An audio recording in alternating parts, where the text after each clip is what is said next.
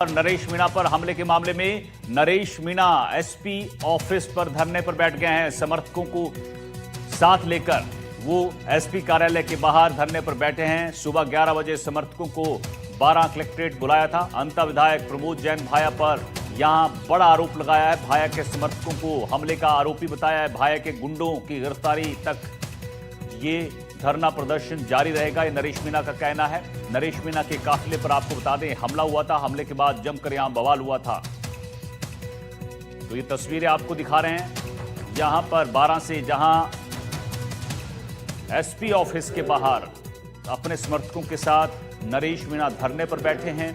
प्रमोद भाया जैन के समर्थकों पर यहां पर आरोप है हमले का।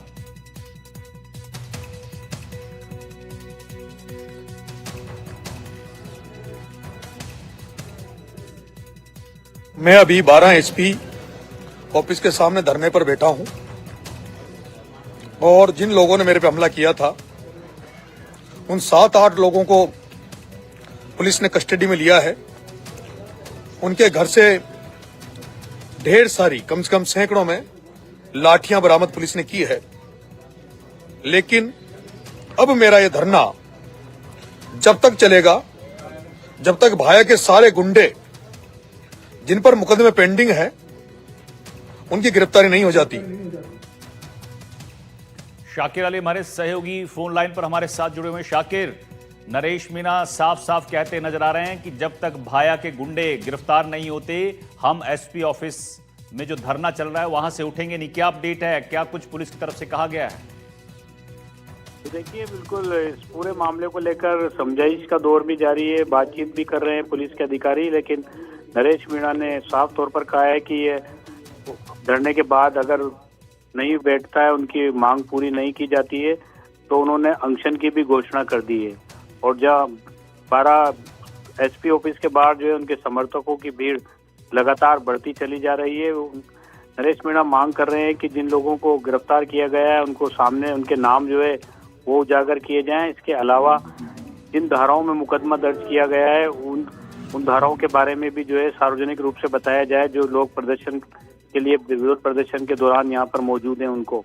तो पुलिस जो है लगातार उनसे बातचीत भी कर रही है। लेकिन नरेश मीणा जो है वो लगातार इस बात को कह रहे हैं कि संगीन धाराओं में मुकदमा दर्ज किया जाना चाहिए। जिस तरह से हमला किया गया है वो हमला जो है जानलेवा हमला था। ऐसे में अगर मेरी जान को कुछ खतरा था तो फिर ऐसी हल्की धाराओं में मुकदमा क्यों दर्ज किया जा रहा है। इसके अलावा वो जो हमलावर हैं, जो जिनको पुलिस ने पकड़ा है, उनकी कॉल डिटेल की भी बात कर रहे हैं कि उनकी कॉल डिटेल भी पुलिस निकला है।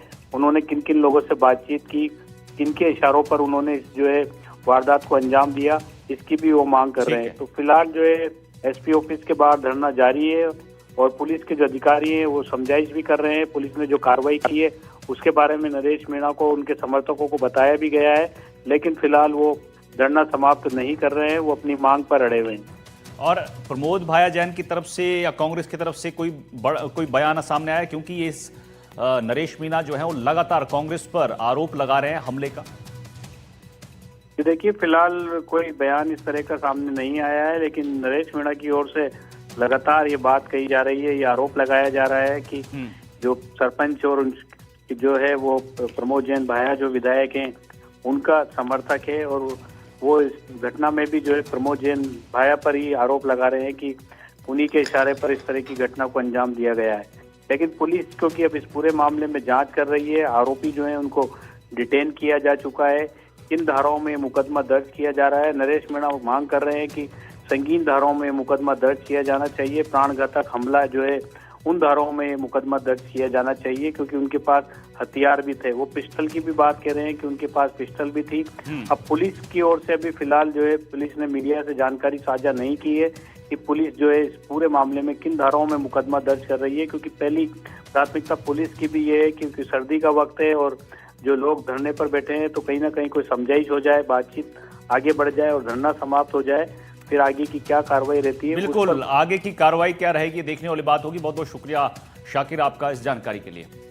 चलिए आगे बढ़ते हैं। अरावली को लेकर प्रदेश की जो राजनीति है वो लगातार गर्मा रही है। अरावली को बचाने को लेकर कांग्रेस का मार्च ने निकाला है। कांग्रेस नेता प्रताप सिंह खाचरेवास का ऐलान देखने को मिला है। सिविल लाइन से अंबेडकर सर्किल तक वो मार्च करेंगे।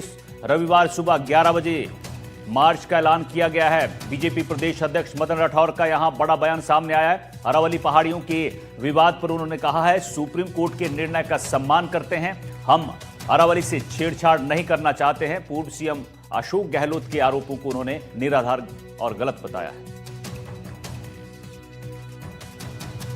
अरावली बचाओ जीवन बचाओ नारे के साथ हम सत्याग्रह शुरू करेंगे।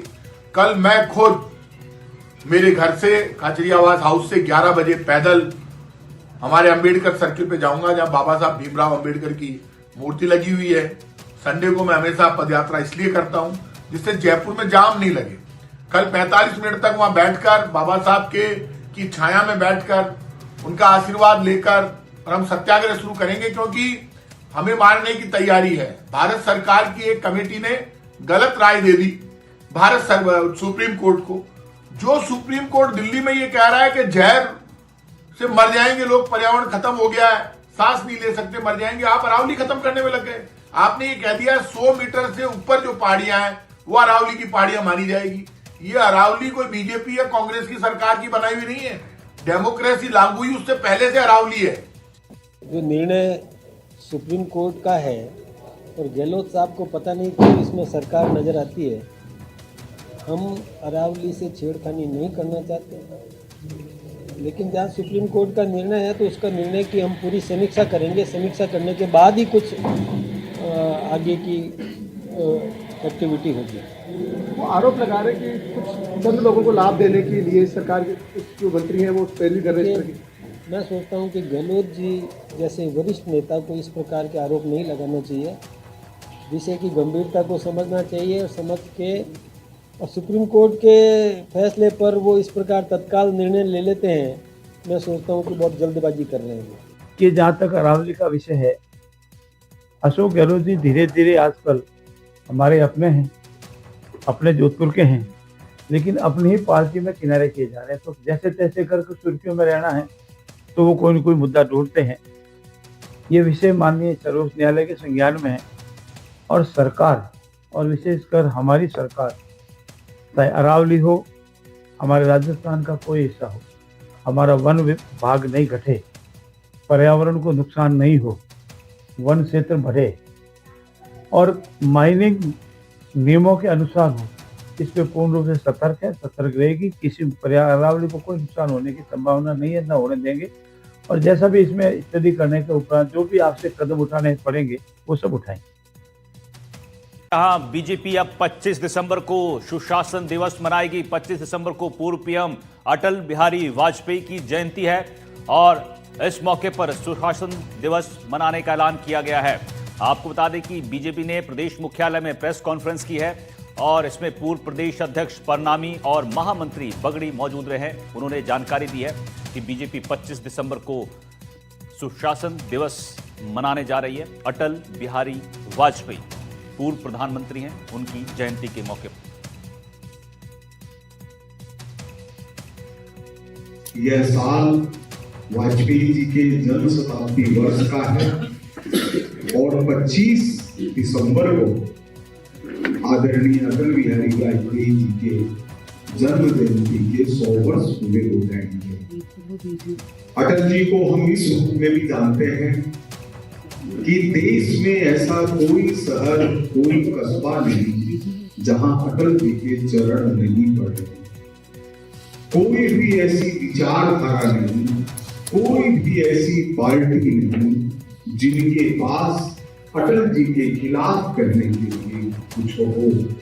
अटल जी का मतलब भारत का अटल व्यक्तित्व। इस कार्यक्रम में हमारे राजस्थान प्रदेश के गवर्नर साहब भी आ रहे हैं, हमारे मुख्यमंत्री आदरणीय भजनलाल जी शर्मा जी भी रहेंगे, हमारे भारतीय जनता पार्टी राजस्थान प्रदेश के प्रदेश अध्यक्ष आदरणीय मदन जी राठौर भी रहेंगे और हमारी एक जो समिति बनी है जिसके संयोजक आदरणीय घनश्याम जी तिवारी है, वो भी इसमें उपस्थित रहेंगे, वो भी इसमें उपस्थित विकसित करेंगे और उनके माध्यम से भी अटल जी के संस्मरण हम सबको सुनने को मिलेंगे।